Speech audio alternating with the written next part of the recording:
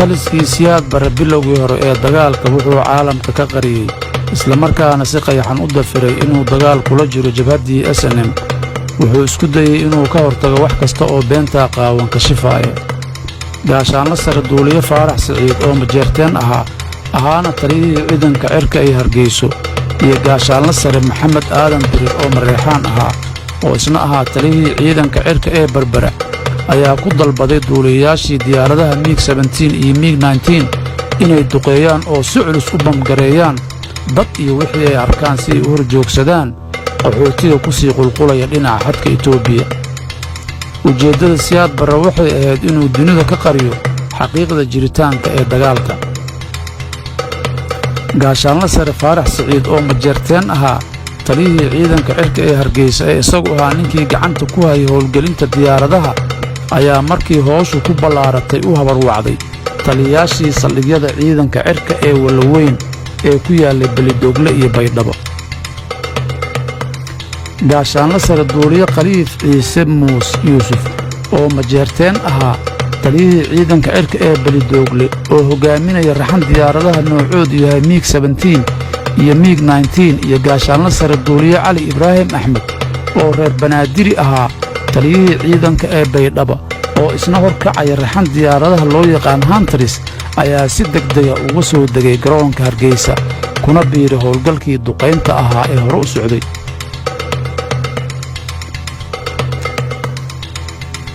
ciidankii hore ee dagaalka waday oo ku sugnaa walwal iyo walbahaar ayaa markay arkeen ama ka war heleen gurmadka diyaaradaha niyaddoodii si la yaab leh kor ugu kacday, waxaanay aamineen in iminka ay jabhadda SNM cagta marin doonaan.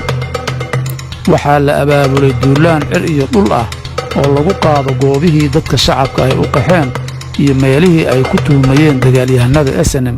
waxaa markiiba sahan loo diray diyaaradaha la yidhaahdo sensa oo ay wadeen duuliyayaasha kale duuliye Axmed Maxamed Maxamuud oo mareexaan suufi Jeylaani Maxamed oo reer Baraawo iyo duuliye Faarax Xaaji Salaad oo majeerteen iyo Yuusuf Juseed oo asna majeerteen iyo Xasan Yare oo duuliyaha asna ogaadeen sahankii kadib waxaa la qaaday weerarkii lagu doonayay in lagu soo afjaro halgankii SNM. duqayntii cirka iyo dhulkuba waxay si xiriir oo aan kala go' lahayn habeen iyo maalinba u socotay muddo dhowr bilood gaashaanla sare duuliye Yuusuf Maxamed Maxamuud Yuusuf Yare oo majeerteen oo waday MiG-17 waxa uu duqeeyay goob kasta oo uu ku arkay bidhaan dad iyo mid duunyada. xitaa xoolaha nool ee miyiga daaqaya muu dhaafi jirin. ninka oo gacan ku dhiigla Morgan ku abaalmariyay lacag fara badan iyo gaari Land Cruiser waxaa loo aqoonsaday inuu yahay sarkaalkii kaalinta koowaad ka qaatay burburkii dhinaca cirka ee loo geystay Somaliland iyo shacabkeedii.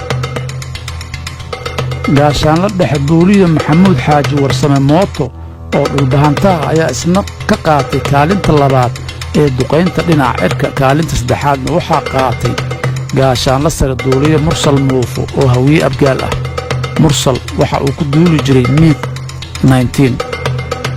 guud ahaan xasuuqii ciidanka cirka ee Soomaaliya ay ka fuliyeen geyiga Somaliland waxaa ka qayb qaatay saraakiishan hoos ku xusan. gaashaanla sare Khaliif Ciise Yuusuf oo majeerteen taliyihii ciidanka cirka ee Belidogle. 2 gaashaanla sare Faarax Siciid oo isna majeerteen oo ahaa taliyihii ciidanka cirka ee Hargeysa. 3 gaashaanla sare maxamed aadan dirir mareexaan oo taliyihii ciidanka cirka ee Berbera.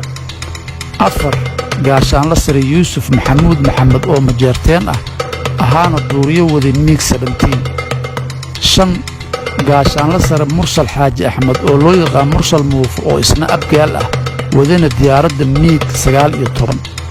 6 gaashaanla sare Maxamed Xasan Raag oo xawaadle duuliyana ka ahaa MiG-19 kuna dhex dhintay diyaaraddii uu ku dagaalamayay oo soo dhacday cilad farsamo awgeed.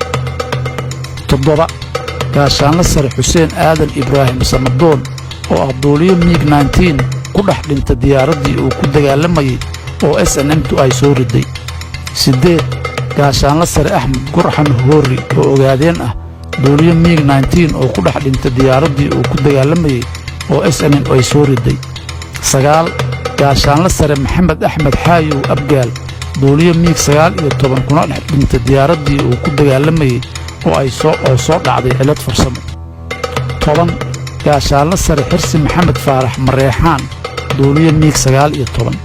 11 gaashaanla sare cabdulaahi xaaji oo ogaadeen ah taliya ku-xigeenkii saldhigga baydhabo.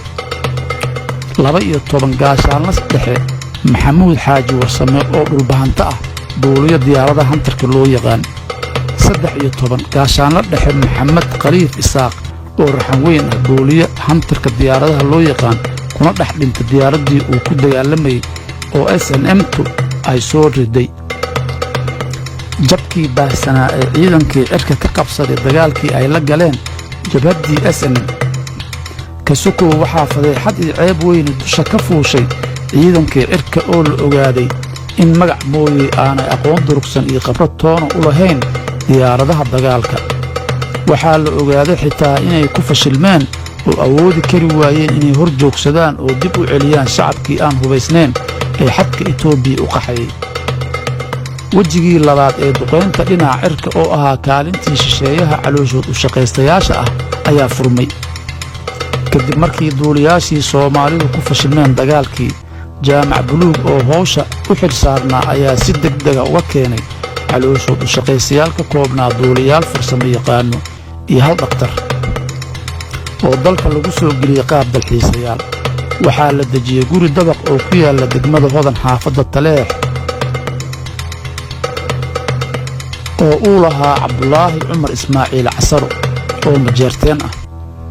waxaa kale oo jirtay haweeney ragga calooshood u shaqaystayaasha la socotay oo la oran jiray Aajiye Robinson oo duuliye ka ahayd diyaaradda jaamac buluug lahaa oo nooceedu ahaa Cessna oo 2 matoorley ah oo taksi ahaan uu kala goosi jiray Muqdisho iyo Nairobi kuna duuli jiray baaq afgarasho fight code.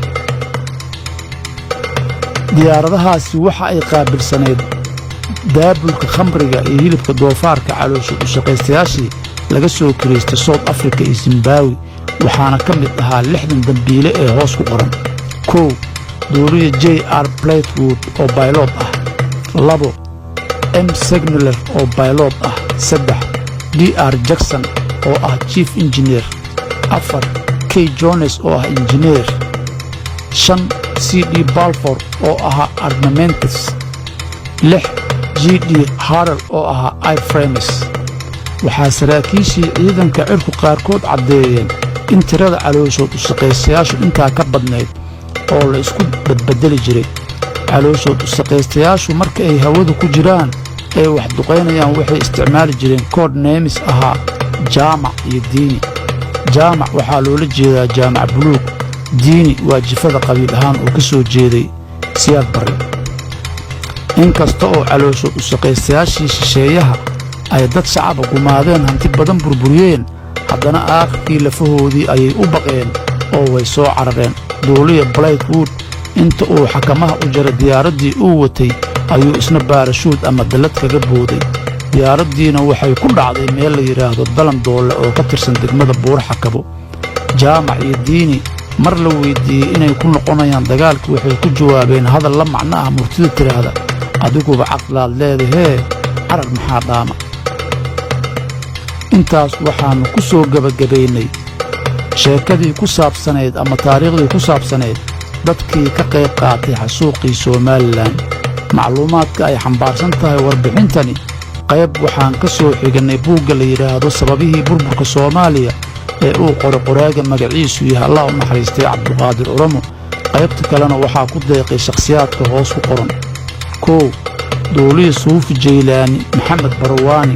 2 Idris Shida oo ahaa gacanyarihii jaamac buluug ee hay xafiiskii Balladoogle. 3 xisaabihii shirkadda Dhoodimeer ee Nairobi fadhiyay 1980-kii. 4 xogeeyihii taliyaha ciidanka cirka sareeyo guuto Cabdi Cismaan Maxamed Cabdi Caluuq. waxaa soo diyaariyey waqti badanna ku bixiyey Cusmaan Cabdulaahi Sool freelance journalist. inkastoo aad daawateen burburkii iyo dhibaatooyinkii loo geystay Somalilan laakiin warka farxadda leh waa maanta waa sidee Somalilan.